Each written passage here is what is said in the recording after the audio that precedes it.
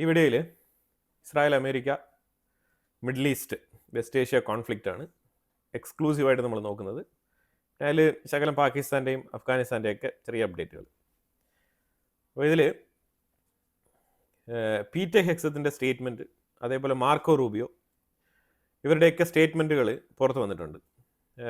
ഇറാനിൽ നടക്കുന്ന ആക്രമണവുമായിട്ട് ബന്ധപ്പെട്ട് അമേരിക്കയുടെ പ്ലാൻ എന്താണ് എന്നുള്ളത് ഇവരുടെ സ്റ്റേറ്റ്മെൻറ്റുകളിൽ നിന്നും നമുക്ക് വായിച്ചെടുക്കാൻ പറ്റുന്നുണ്ട്.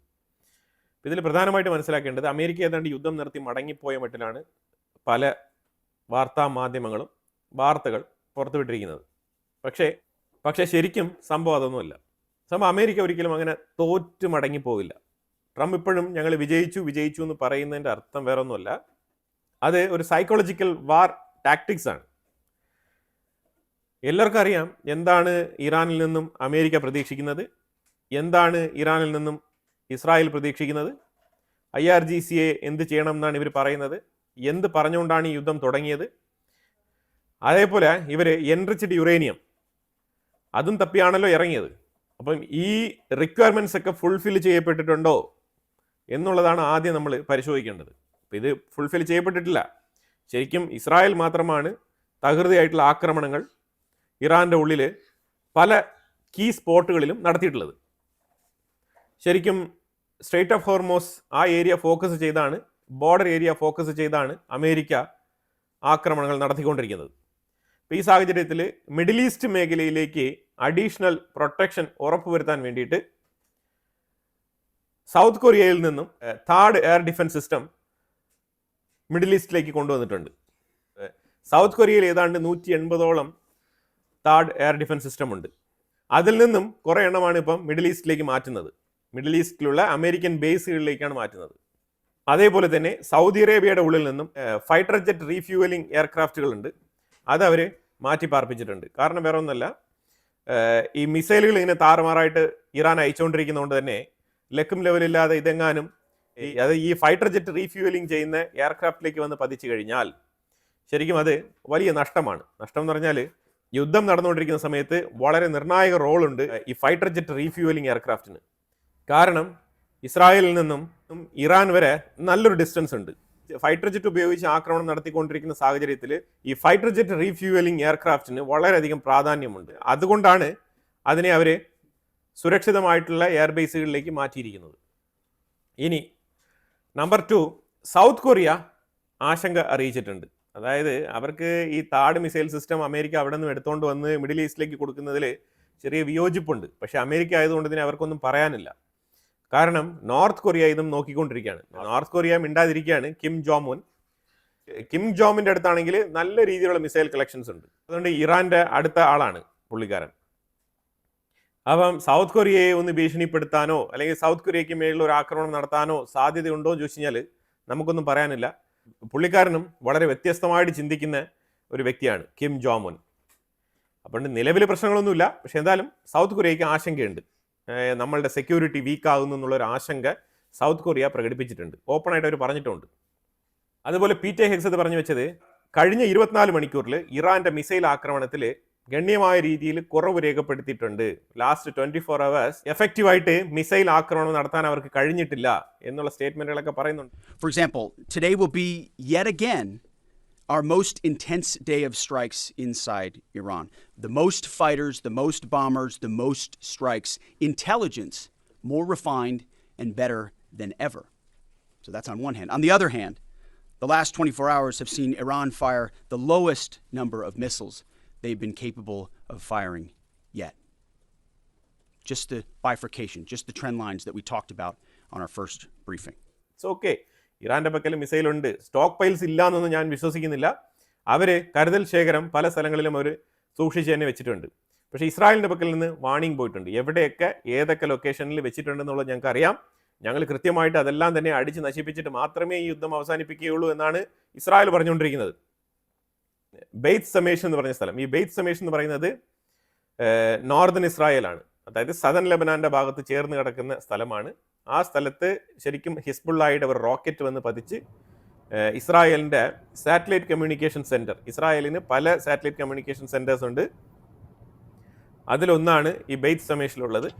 അപ്പോൾ ആ സാറ്റലൈറ്റ് കമ്മ്യൂണിക്കേഷൻ സെൻറ്ററിൽ കൃത്യമായിട്ട് ഈ റോക്കറ്റ് വന്ന് പതിച്ചിട്ടുണ്ട്. അപ്പോൾ ഇത് ഇസ്രായേലിൽ ഇന്നലെ നടന്ന ഒരു സംഭവമാണ്. ഇനിയിപ്പം ഇതിനെ തുടർന്ന് ഇസ്രായേലിൻ്റെ എൻറ്റയർ സാറ്റലൈറ്റ് കമ്മ്യൂണിക്കേഷൻ സിസ്റ്റം മൊത്തത്തിൽ താറുമാറായിരിക്കുകയാണ്. അപ്പോൾ അതുകൊണ്ട് ഇനി ഇസ്രായേലിന് സാറ്റലൈറ്റ് കമ്മ്യൂണിക്കേഷൻ പറ്റില്ല എന്നുള്ള തരത്തിലൊക്കെ വാർത്തകൾ വരും. അതൊക്കെ കുക്ക്ഡ് അപ്പ് സ്റ്റോറീസ് ആണ്. ഈ ഒരു സാറ്റലൈറ്റ് കമ്മ്യൂണിക്കേഷൻ സെൻറ്റർ മാത്രമല്ല ഇസ്രായേലിലുള്ളത്. ഇസ്രായേലിൽ നിരവധി ഇതേപോലത്തെ സാറ്റലൈറ്റ് കമ്മ്യൂണിക്കേഷൻ സെൻറ്റേഴ്സ് ഉണ്ട് എന്നുള്ളതാണ് യാഥാർത്ഥ്യം. ഇസ്രായേൽ ആണെങ്കിൽ തലങ്ങും വിലങ്ങും ലെബനൻ്റെ ഉള്ളിൽ തകൃതിയായിട്ടുള്ള ആക്രമണങ്ങൾ, അതായത് ഹെസ്ബുള്ളയുടെ ഒരു ചീഫ് കമാൻഡർ സയ്യിദ് അലി എന്ന് പറഞ്ഞ ഒരു വ്യക്തിയെ എലിമിനേറ്റ് ചെയ്തിട്ടുണ്ട്. ഇസ്രായേൽ കൺഫേം ചെയ്തിട്ടുണ്ട്. അതുപോലെ ലെബനാനിൽ ഉടനീളം ബെയ്റൂത്ത് എന്ന് പറഞ്ഞ ലെബനൻ്റെ തലസ്ഥാനം കേന്ദ്രീകരിച്ച് ആക്രമണങ്ങൾ നല്ല രീതിയിൽ നടത്തിയിട്ടുണ്ട്. അപ്പോൾ ഇതിൽ പലരെയും ടാർഗറ്റ് ചെയ്തിട്ടുണ്ട്. അതുപോലെ തന്നെ ഇറാൻ്റെ ഉള്ളിൽ മാറി മാറി ആക്രമണങ്ങൾ, എഫക്റ്റീവായിട്ടുള്ള അറ്റാക്ക് തന്നെയാണ് നടത്തിയത്. വളരെ പവർഫുൾ ആയിട്ടുള്ള എയർ സ്ട്രൈക്സ് ആണ് എല്ലാം. ഒന്നും തന്നെ ഇതിനകത്ത് ചെറുതാണ് അല്ലെങ്കിൽ ലൈറ്റായിട്ട് അറ്റാക്ക് ചെയ്ത് അങ്ങനെയൊന്നുമില്ല, സ്ട്രോങ് ആയിട്ടുള്ള അറ്റാക്കാണ്. ഇതിനകത്തൊരു പ്രധാനപ്പെട്ട പ്രശ്നം എന്ന് പറഞ്ഞാൽ ചൈനയുടെ എയർ ഡിഫൻസ് സിസ്റ്റം സമ്പൂർണ്ണ പരാജയമാണെന്നുള്ളത് ഒന്നുകൂടി തെളിയിക്കപ്പെട്ടിട്ടുണ്ട്. ഇന്ത്യ ഇത് ഓൾറെഡി തന്നെ പാകിസ്ഥാൻ്റെ ഉള്ളിൽ തെളിയിച്ച വിഷയമാണ്. അന്ന് നമ്മൾ ഓപ്പറേഷൻ സിന്ദൂർ എന്ന് പറഞ്ഞപ്പോഴത്തേക്കും പലരും അമേരിക്കയുടെ ട്രംപിനന്ന് ഇച്ചിരി പനി ബാധിച്ചിരുന്നു. അപ്പോൾ അതുകൊണ്ട് തന്നെ ഈ പനി കൊണ്ട് പുള്ളിക്കാരൻ പാകിസ്ഥാനെ പ്രീണിപ്പിക്കുന്ന പ്രവൃത്തിയാണ് ചെയ്തിരുന്നത്. അപ്പോൾ അതുകൊണ്ട് ഇന്ത്യയുടെ ആ ഒരു പ്രവൃത്തി അന്ന് വേണ്ട വിധത്തിൽ ഗ്ലോബലി റെക്കഗ്നൈസ് ചെയ്യപ്പെട്ടിട്ടില്ല. നമ്മളെന്തായാലും പല രാജ്യങ്ങൾക്കും നമ്മൾ അങ്ങോട്ട് ചെന്ന് കൺവിൻസ് ചെയ്ത് കാര്യങ്ങൾ പറഞ്ഞ് മനസ്സിലാക്കിയിട്ടുണ്ടായിരുന്നു അന്നത്തെ സാഹചര്യത്തിൽ. പക്ഷേ എന്നാലും അമേരിക്കയുടെ ഇടപെടൽ കൊണ്ട് നമ്മളുടെ ഓപ്പറേഷൻ സിന്ദൂറിൻ്റെ വിജയത്തിനെ അടിച്ചമർത്താനും റഫേൽ ഫൈറ്റർ ജെറ്റ് വരെ നഷ്ടപ്പെട്ടു എന്ന് പറഞ്ഞിട്ട് വീമ്പിളക്കാനും അതിനെ ചൈനീസ് ആയുധങ്ങളുടെ മാർക്കറ്റ് പുഷ്ടിപ്പെടുത്താൻ വേണ്ടിയിട്ട് ചൈന നല്ല രീതിയിൽ ആ ഓപ്പർച്യൂണിറ്റി എടുത്ത് ഉപയോഗിച്ചിട്ടുണ്ടായിരുന്നു. ഇപ്പം ശരിക്കും പറഞ്ഞാൽ അമേരിക്കയ്ക്ക് തന്നെ നേരിട്ട് മനസ്സിലായി എന്താണ് ഇറാനിൽ നിരുപാധികം പരാജയപ്പെട്ടുകൊണ്ടിരിക്കുന്ന HQ-9B കാറ്റഗറിയിൽ വരുന്ന ചൈനയുടെ പാട്ടസാനമായിട്ടുള്ള എയർ ഡിഫൻസ് സിസ്റ്റം. ഈ പാട്ടസാനം അവിടെ വെറുതെ ഇരിപ്പുണ്ട്. അതായത് ഇവിടെ അമേരിക്കൻ ഡിസ്ട്രോയർ ഇറാന്റെ തൊട്ടടുത്ത് ഇറാന്റെ പരിധിക്കുള്ളിൽ നിന്നുകൊണ്ട് തന്നെ ഈ ഡിസ്ട്രോയർ മിസൈൽ വിന്യസിക്കുന്നുണ്ട്. പക്ഷേ ഈ മിസൈൽ HQ-9B കാറ്റഗറിയിൽ വരുന്ന ഈ ചൈനയുടെ എയർ ഡിഫൻസ് സിസ്റ്റം ഡിറ്റക്ട് ചെയ്യുന്നില്ല എന്നുള്ളതാണ് യാഥാർത്ഥ്യം. ചൈനയുടെ ഡിഫൻസ് മാർക്കറ്റ് പൂർണ്ണമായിട്ട് തകരുകയാണ്. അതാണ് മനസ്സിലാക്കേണ്ടത്. ഒരു സൈഡിൽ ഇറാന്റെ മേളിലാണ് അമേരിക്കയും ഇസ്രായേലും ആക്രമണം നടത്തുന്നതെങ്കിലും ചൈനയുടെ ആയുധങ്ങളാണ് ഇവിടെ എക്സ്പോസ് ചെയ്യപ്പെട്ടുകൊണ്ടിരിക്കുന്നത്. ഇറാന്റെ യുദ്ധം അവസാനിച്ചാലും ചൈനയുടെ ഡിഫൻസ് മാനുഫാക്ചറിങ്ങിൽ വലിയ രീതിയിലുള്ള വീഴ്ച ഉണ്ടാവാനുള്ള സാധ്യതയുണ്ട്. ഇതെല്ലാം തന്നെ അനലിസ്റ്റുകളുടെ വിലയിരുത്തലുകളാണ്. അതുപോലെ തന്നെ നമ്മൾ ഇന്നലെ ഒരു വാർത്തയിൽ അപ്ഡേറ്റ് ചെയ്തിട്ടുണ്ടായിരുന്നു, പാകിസ്ഥാനാണ് 61% ചൈനയുടെ ആയുധങ്ങൾ വാങ്ങിച്ചു വെച്ചിരിക്കുന്നത്.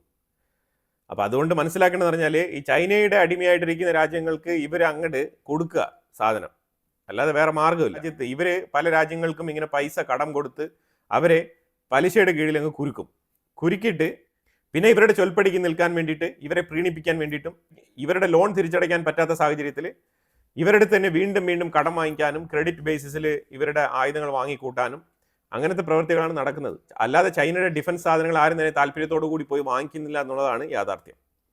തെഹ്റാന്റെ സിറ്റികളിൽ പല ഏരിയകളിലും ഇസ്രായേലിൻ്റെ ആക്രമണം അതിശക്തമായ രീതിയിൽ നടത്തിയിട്ടുണ്ട്. ഇന്നലെ IRGCയുടെ എയർഫോഴ്സിൻ്റെ ഹെഡ് ഓഫീസ് അവിടെയാണ് ഇസ്രായേൽ ഈ ഒരു ആക്രമണം നടത്തിയിരിക്കുന്നത്.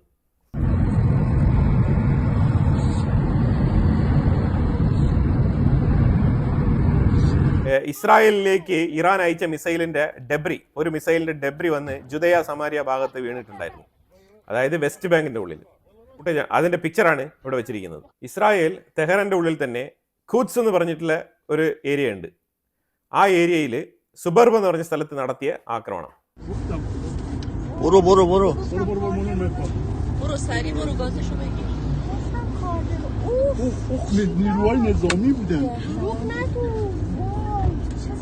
داشتم میومدم جلو چرا نمرده بودی؟ نشی برو بابا این سگو بمیرم برات وایسا ببینیم برو چرا نمرده بودم വമ്പൻ ആക്രമണമാണ്. ഇത്തരത്തിലാണ് ഇസ്രായേൽ നടത്തുന്ന ആക്രമണങ്ങൾ. ഈ അറ്റാക്ക് എന്ന് പറഞ്ഞാൽ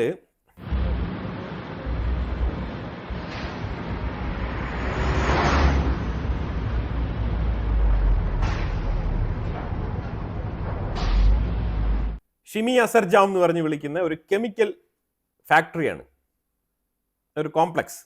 ഈ കോംപ്ലക്സിലേക്കാണ് ഇസ്രായേൽ അറ്റാക്ക് നടത്തിയത്. ഷൗക്കിയ ഇൻഡസ്ട്രിയൽ സോണിലാണ് ഈ അറ്റാക്ക് നടത്തിയിരിക്കുന്നത്. ഇത് തെഹ്റാനിലല്ല, കോം എന്ന് പറഞ്ഞ സ്ഥലത്താണ് ഈ അറ്റാക്ക് നടത്തിയിരിക്കുന്നത്. അതുപോലെ തന്നെ തെഹ്റാന്റെ ഉള്ളിൽ ഒരു മൂവിംഗ് വെഹിക്കിളിന്റെ മേളിൽ ആക്രമണം നടത്തിയിട്ടുണ്ട്. ഇത് എന്തിനു വേണ്ടിയിട്ടാണ് ഈ ആക്രമണം നടത്തിയത്, ആരെ ടാർഗറ്റ് ചെയ്തുകൊണ്ടാണ് അറ്റാക്ക് നടത്തിയത് എന്നുള്ള കാര്യങ്ങളൊന്നും പുറത്ത് പറഞ്ഞിട്ടില്ല. കംപ്ലീറ്റ്ലി കോൺഫിഡൻഷ്യൽ ആണ്. കാറിന്റെ ഉള്ളിൽ വളരെ ഇമ്പോർട്ടൻ്റ് ആയിട്ടുള്ള ഒരു വ്യക്തി തീർച്ചയായിട്ടും സഞ്ചരിക്കാൻ സാധ്യതയുണ്ട് എന്നുള്ളത് അറിഞ്ഞുകൊണ്ടാണ് ആക്രമണം നടത്തിയിരിക്കുന്നത്. അത് IRGCയുമായിട്ട് ബന്ധപ്പെട്ട വ്യക്തി തന്നെയാവും. അതെന്തായാലും 100% ഉറപ്പുള്ള കാര്യമാണ്. ഇനിയിപ്പോൾ ആ വ്യക്തി ആ കാറിൽ ഉണ്ടായിരുന്നോ ഇല്ലയോ എന്നുള്ളതിൽ മാത്രമാണ് ഇസ്രായേലിന് ഉറപ്പുവരുത്താനുള്ളത്. തീർച്ചയായിട്ടും 1-2 ദിവസത്തിനകത്ത് ഇതിൻ്റെ ഡീറ്റെയിൽസ് അവർ പുറത്തുവിടും. ബാഗേരി സ്ട്രീറ്റ് എന്നാണ് ഈ റോഡ്. ബാഗേരി സ്ട്രീറ്റിലാണ് ഈ അറ്റാക്ക് നടത്തിയിരിക്കുന്നത് ഇറാനിൽ. അതുപോലെ കെർമൻ സിറ്റിയിൽ ഒരു ഓയിൽ സ്റ്റോറേജ് ഡെപ്പോ വീണ്ടും ആക്രമിച്ചിട്ടുണ്ട് ഇസ്രായേൽ, കെർമനിൽ. മാസീവായിട്ടുള്ള അറ്റാക്ക്. അതുപോലെ പാകിസ്ഥാനും അഫ്ഗാനിസ്ഥാനും തമ്മിൽ നല്ല രീതിയിലുള്ള ആക്രമണങ്ങൾ നടക്കുന്നുണ്ട്. അങ്ങോട്ടും ഇങ്ങോട്ടും ഒരുപാട് കാഷ്വാലിറ്റീസ് ഉണ്ട്. നിരവധി ഏരിയകളിൽ, നിരവധി ചെക്ക് പോയിന്റുകളിൽ അഫ്ഗാനിസ്ഥാൻ പാകിസ്ഥാന്റെ ഉള്ളിൽ കടന്നു കയറിയിട്ടുണ്ട്. അതുപോലെ പാകിസ്ഥാന്റെ ഉള്ളിൽ തന്നെ നോർത്ത് വസിരിസ്ഥാൻ എന്ന് പറഞ്ഞ സ്ഥലത്ത് ഒരു പ്രതിഷേധവും അവിടെ ഇച്ചിരി കലാപങ്ങളൊക്കെ ഉണ്ടായതായിട്ടുള്ള വാർത്തയും റിപ്പോർട്ട് ചെയ്യപ്പെട്ടിട്ടുണ്ട്. അതുപോലെ പാകിസ്ഥാന്റെ ഉള്ളിൽ തന്നെ ഒരു ഗവൺമെന്റ് ഓഫീസാണ് ഇത്. വാട്ടർ സപ്ലൈ നടത്തുന്ന ഒരു ഗവൺമെന്റ് ഓഫീസാണ്. ഈ ഓഫീസിൽ മാത്രമല്ല ആ ഏരിയയിൽ ചുറ്റിപ്പറ്റി വലിയ രീതിയിലുള്ള ഒരു പൊട്ടിത്തെറി. ഇത് എങ്ങനെ ഈ പൊട്ടിത്തെറി സംഭവിച്ചു എന്നുള്ളതിനെ കുറിച്ച് ഇതുവരെ ഒരു എക്സ്പ്ലനേഷൻസും പുറത്തു വന്നിട്ടില്ല. അൺഎക്സ്പെക്റ്റഡ് ആയിട്ടാണ് ഈ പൊട്ടിത്തെറി സംഭവിച്ചത് എന്നാണ് വാർത്തകൾ പറയുന്നത്. ഇനിയിപ്പോൾ ഇതിന്റെ വ്യക്തമായ ഡീറ്റെയിൽസ് ഒരു ദിവസം കഴിഞ്ഞാലേ നമുക്ക് മനസ്സിലാക്കാൻ പറ്റുള്ളൂ. പക്ഷേ വമ്പൻ പൊട്ടിത്തെറി, ഇറാനെ ആക്രമിക്കാൻ ഉപയോഗിക്കുന്ന ഒരു ബോംബ് ഉപയോഗിച്ച് അറ്റാക്ക് നടത്തിയാൽ എന്തായിരിക്കും അതിന്റെ ഒരു ഇമ്പാക്റ്റ്, അത്തരത്തിലാണ് ഈ പൊട്ടിത്തെറി സംഭവിച്ചിരിക്കുന്നത്. ഇനി അഫ്ഗാനിസ്ഥാൻ ഏതെങ്കിലും രീതിയിൽ ആക്രമണം നടത്തിയതാണോ എന്നുള്ളൊരു കൺഫർമേഷനും കൂടി ഇതിനകത്ത് വരേണ്ടതുണ്ട്. പിന്നെ ഇന്നലത്തെ ടെലവീവിൻ്റെ ദൃശ്യം നമുക്ക് നോക്കിയേക്കാം. ടെലവീവ് എങ്ങനെയാണുള്ളത്, ഇറാൻ്റെ ആക്രമണത്തിൽ പോലെ ചുരുട്ടപ്പെട്ട ടെലവീവ്, അത് നമ്മളൊന്ന് കാണേണ്ട കാഴ്ച തന്നെയാണ്. എല്ലാ മിസൈലുകളൊക്കെ വീണ് ബിൽഡിംഗ് ഒക്കെ തവിട് പൊടിയായിരിക്കുകയാണ്.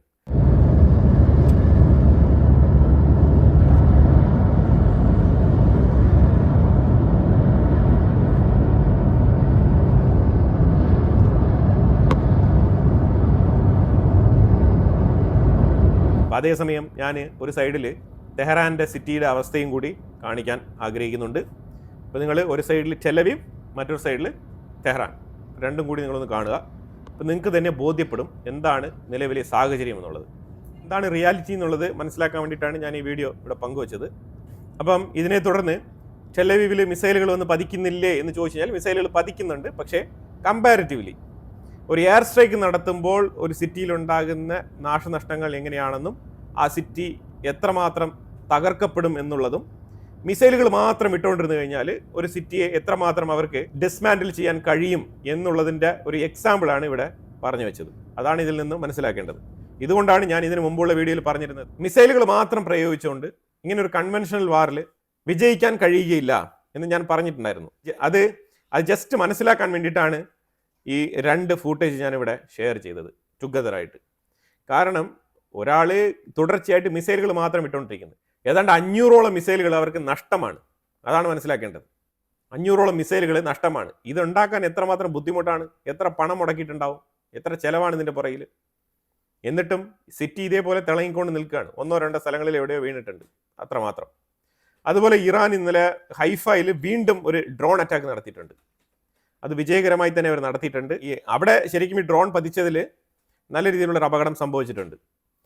ഇതുവരെ ഇസ്രായേലിൻ്റെ ഉള്ളിൽ കൊല്ലപ്പെട്ടവരുടെ എണ്ണം 13ആയി ഉയർന്നിട്ടുണ്ട് ഈ യുദ്ധത്തിൽ. പാകിസ്ഥാൻ പേർഷ്യൻ ഗൾഫ് റീജിയനിലേക്ക് വാർഷിപ്പ് അയക്കുകയാണ്. അവരുടെ കയ്യിലുള്ള, അവരെ കൊണ്ട് കൂട്ടിയാൽ കൂടുന്ന രീതിയിലുള്ള ഒരു ഡിസ്ട്രോയർ ഷിപ്പ് അവരവിടേക്ക് അയച്ചു വെക്കുന്നുണ്ട്. അത് പ്രത്യേകിച്ച് നമ്മളും UAE-യിലേക്കൊക്കെ ഒരു ഡിസ്ട്രോയർ അയച്ചിട്ടുണ്ടായിരുന്നല്ലോ, അതേപോലെ ജസ്റ്റ് അയച്ചു വെച്ചതാണ് ഒരു ഫ്രണ്ട്ലി മാനറിൽ. ഇപ്പോഴത്തെ സാഹചര്യത്തിൽ ഒരു സോളിഡാരിറ്റി കൊടുക്കണമല്ലോ, അപ്പോൾ അതിന് വേണ്ടിയിട്ട് അവർ അയച്ചു വെച്ചതാണ് പാകിസ്ഥാൻ. അപ്പോഴത്തേക്കും ബംഗ്ലാദേശും എന്തെങ്കിലും ചെയ്യണമല്ലോ. അപ്പോൾ ബംഗ്ലാദേശ് മിസൈലുകൾ കൊടുക്കുകയാണ്. ഇനിയിപ്പോൾ ബംഗ്ലാദേശിൻ്റെ മിസൈലുമായിട്ട് ബന്ധപ്പെട്ടൊരു വീഡിയോ വളരെ വൈറലായിട്ട് ചർച്ച ചെയ്യപ്പെടുന്നുണ്ട്. ബംഗ്ലാദേശിന് മിസൈലോ? അപ്പോൾ ഞാനും ബംഗ്ലാദേശിന് മിസൈൽ എന്ന് പറഞ്ഞിട്ട് വളരെ സർപ്രൈസ് ആയിട്ട് തന്നെയാണ് ആ വീഡിയോ ഞാൻ ടച്ച് ചെയ്ത് കണ്ടപ്പോൾ എനിക്ക് മനസ്സിലായി അത് ജസ്റ്റ് നിങ്ങളോടും കൂടി ഒന്ന് ഷെയർ ചെയ്യണം എന്നുള്ളത്. ഇപ്പോൾ ബംഗ്ലാദേശിൻ്റെ മിസൈൽ നിങ്ങൾ നോക്കിക്കോളൂ. വളരെ എഫക്റ്റീവായിട്ട് സൊഫിസ്റ്റിക്കേറ്റഡ് ആയിട്ട് ഡെവലപ്പ് ചെയ്തിരിക്കുന്ന മിസൈലാണ് ബംഗ്ലാദേശിൻ്റെത്. ഇത് ഇവർ ഉടനെ തന്നെ മിഡിൽ ഈസ്റ്റുകളിലേക്ക് കൊടുത്തേക്കും എന്നാണ് മനസ്സിലാക്കാൻ പറ്റുന്നത്. উন্নত বিশ্বের মতো ভালো মিসাইল সিস্টেম না থাকলেও বাংলাদেশের কাছে রয়েছে টাইগার 300 মিসাইল সিস্টেম, যার রেঞ্জ হতে পারে 120 কিলোমিটার, যেটি প্রতি ঘন্টায় 70 থেকে 75 কিলোমিটার গতিবেগ নিয়ে উঠতে পারে এবং 30 কিলোমিটার উপর দিয়ে লক্ষ্যবস্তুতে আঘাত হানতে সক্ষম। അപ്പോൾ ഇത് കണ്ടല്ലോ, അതാണ് ബംഗ്ലാദേശിൻ്റെ അവസ്ഥ. ഓയിൽ ഷോർട്ടേജ് പല രാജ്യങ്ങളിലും, UK ഉൾപ്പെടെ, ബംഗ്ലാദേശ്, പാകിസ്ഥാൻ, ഏഷ്യയിലുള്ള മറ്റു പല രാജ്യങ്ങൾ, ഇന്ത്യ സോഫാർ ഓക്കെയാണ്. ഇന്ത്യ പറഞ്ഞിരിക്കുന്നത് $130 പെർ ബാരൽ ആകുന്നത് വരെ ഇന്ത്യക്കുള്ളിൽ ഒരു രീതിയിലുള്ള വിലക്കയറ്റവും ആപ്ലിക്കബിൾ അല്ല എന്നാണ് പറഞ്ഞിരിക്കുന്നത്. $130 പെർ ബാരൽ ആയി കഴിഞ്ഞാൽ വില കൂട്ടും എന്നാണ് പറഞ്ഞിരിക്കുന്നത്. ഏതാണ്ട് ഇപ്പോൾ $118 ആയി അടുത്ത് വില, 120 അടുപ്പിച്ച് ആയിട്ടുണ്ട്. ഇനി ഒരു $10 ആയി കഴിഞ്ഞാൽ ഇന്ത്യയിലെ പ്രൈവറ്റ് കമ്പനികൾ അപ്പോഴേ നിലവിളി കൊലവിളി തുടങ്ങും. കൂട്ടുമ്പോൾ കൂട്ടുന്നുണ്ട്, പക്ഷെ കുറയ്ക്കുമ്പോൾ കുറയ്ക്കുന്നില്ല. അതും കൂടി നമ്മൾ ഇവിടെ എടുത്ത് പറയേണ്ടതാണ്. ഇസ്രായേൽ ഒരു ക്ലാസ് അറ്റാക്ക്, വളരെ പ്രിസൈസ് ആയിട്ടുള്ള ഒരു അറ്റാക്കാണ്. ഷാഹിദ് ഡ്രോൺ മാനുഫാക്ചറിങ് യൂണിറ്റ്, ഇത് ഇഷ്ഫഹാനിലാണ് സ്ഥിതി ചെയ്യുന്നത്. ഇഷ്ഫഹാനിലുള്ള ഈ സ്ഥാപനം അടിച്ച് തൂത്ത് പറക്കി കളഞ്ഞിട്ടുണ്ട്. ആക്രമണം എന്ന് പറഞ്ഞാൽ അത്തരത്തിലുള്ള ആക്രമണം. ആ ഷാഹിദ് ഡ്രോൺ മാനുഫാക്ചറിങ് ഫാക്ടറി അതാണ് ഇവിടെ നിന്ന് കത്തുന്നത്. ഇത്തരത്തിലാണ് ഇസ്രായേൽ ഓരോ ആക്രമണങ്ങളും നടത്തുന്നത്, വളരെ പ്രിസൈസ് ആയിട്ട്. ട്രംപിന് ഇച്ചിരി ബുദ്ധിമുട്ടുണ്ട്. അതെന്താണെന്ന് പറഞ്ഞാൽ ഇന്നലെ ഇവർ പുതിയ സുപ്രീം ലീഡറെ തിരഞ്ഞെടുത്തല്ലോ ഇറാൻ്റെ ഉള്ളിൽ. അപ്പോൾ ഇവർ കുറേ ആൾക്കാരെയൊക്കെ വിളിച്ചു കൂട്ടി അതിനെ വലിയ രീതിയിൽ ആഘോഷമാക്കി. ഈ IRGC സപ്പോർട്ട് ചെയ്യുന്ന കുറേ ആൾക്കാരെ അവിടുത്തെ സ്ക്വയറിലൊക്കെ വിളിച്ചു കൂട്ടി വലിയ ആഘോഷമായിരുന്നു. അപ്പോൾ അതുകൊണ്ട് തന്നെ ഇനിയിപ്പോൾ ഇറാനിലെ ജനങ്ങൾ ഇത് ആഗ്രഹിക്കുന്നില്ലേ, അമേരിക്കയുടെ ആക്രമണത്തെ ആഗ്രഹിക്കുന്നില്ലേ എന്നുള്ള രീതിയിലുള്ള ഡൗട്ട്, ഡിസ്കഷൻസ് ഇതൊക്കെ വരുന്നുണ്ട്. അപ്പം ഈ സാഹചര്യത്തിൽ ട്രംപ് ഇടയ്ക്കിടയ്ക്ക് ഞങ്ങൾ വിൻ ചെയ്തു എന്ന് പറയുന്നുണ്ട്. അതേപോലെ ഇസ്രായേലിൻ്റെ മേലിലേക്ക് ഒരു പ്രഷർ ഇടുന്നുണ്ട്. അതായത് ഞങ്ങളുടെ അടുത്ത് ചോദിച്ചിട്ടേ നിങ്ങൾ എല്ലാ സ്ഥലങ്ങളും അറ്റാക്ക് നടത്താൻ പാടുള്ളൂ എന്നുള്ള തരത്തിലുള്ള ചില നിയമങ്ങളൊക്കെ അമേരിക്ക മുന്നോട്ട് വെക്കുന്നുണ്ട്. ഇതൊന്നും ഇസ്രായേലിന് ബാധകമല്ല. ഇസ്രായേലിന് കിട്ടിയ ഓപ്പർച്യൂണിറ്റി, അവർ ഈ കിട്ടിയ ഓപ്പർച്യൂണിറ്റി എത്രമാത്രം എഫക്റ്റീവായിട്ട് യൂട്ടിലൈസ് ചെയ്യാൻ പറ്റുമോ അത്തരത്തിലാണ് അവർ ആക്രമണങ്ങൾ നടത്തുന്നത്. അപ്പോൾ ഇതിൽ കിഷ് ഐലൻഡിൽ നടത്തിയ ആക്രമണത്തിൽ ഒരു വാട്ടർ പ്ലാന്റ്, ഡീസലൈനേഷൻ വാട്ടർ പ്ലാന്റിലേക്ക് ആക്രമണം നടത്തിയത് ശരിയല്ല, കുടിവെള്ളത്തിൽ ആക്രമണം നടത്തരുത് എന്നുള്ള നിലപാടാണ് അമേരിക്കയുടേത്. അതുമായിട്ട് ബന്ധപ്പെട്ട് ഇസ്രായേലിനോട് ചെറിയൊരു വിയോജിപ്പ് അമേരിക്ക രേഖപ്പെടുത്തിയിട്ടുണ്ട്. അതായത് ഇതിലൊന്നും വാട്ടർ പ്ലാന്റുകളൊന്നും അറ്റാക്ക് ചെയ്യരുത് എന്നുള്ളതാണ് അമേരിക്കയുടെ നിലപാട്. അത് ഇസ്രായേലിൻ്റെ അടുത്ത് ഓൾറെഡി തന്നെ അവർ പറഞ്ഞിട്ടുണ്ട് എന്നാണ് പറയുന്നത്. പിന്നെ മറ്റു ഓയിൽ പ്ലാന്റുകളും കാര്യങ്ങളൊക്കെ അതൊക്കെ ഇവർ കൂടിച്ചേർന്ന് തന്നെയാണ് അറ്റാക്ക് നടത്തുന്നത്. അപ്പോൾ എന്തായാലും വളരെ നിർണായകമായിട്ടുള്ള ഇപ്പം നിലവിൽ നടന്നുകൊണ്ടിരിക്കുന്ന ഡെവലപ്മെൻറ്റ്സ് ആണ് ഞാനിവിടെ പങ്കുവച്ചത്. ഇതിനെക്കുറിച്ചുള്ള അഭിപ്രായങ്ങൾ കമൻറ്റ് ബോക്സിൽ രേഖപ്പെടുത്തുക. കൂടുതൽ വാർത്തകളുമായിട്ട് അടുത്ത വീഡിയോയിൽ വരാം. Thank you so much.